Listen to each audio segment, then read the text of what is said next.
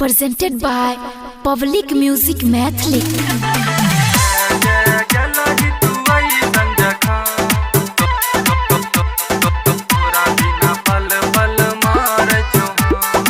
Mixed by Bipin Divana.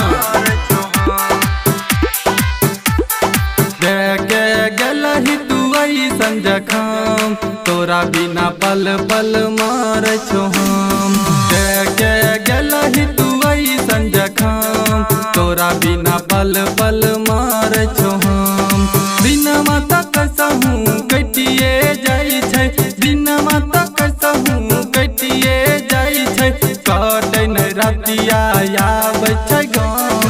देखे गलही तू ऐसन जखम तोरा बिना पल पल मार छो हम। देखे गलही तू ऐसन जखम तोरा बिना पल पल मार छो हम।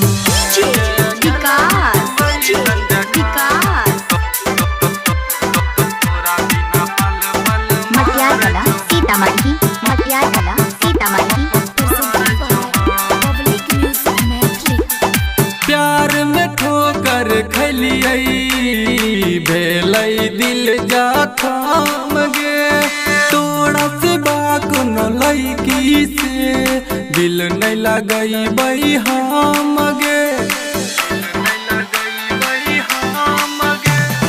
प्यार में ठोकर खलियै भेलै दिल जखम गे, तोरा से बाकुन लैकी से दिल नहीं लगैबै हम गे।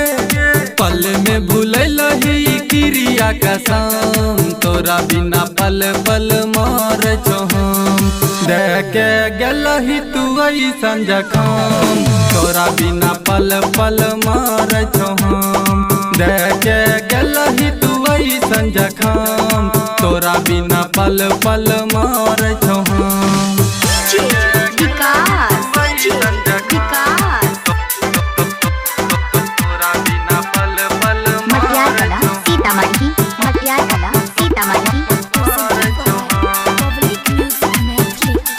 देख देख तोहर गे फोटो पियै छियौ हम गे, लोगवा कहै छै पागल केना जीवो सनम गे।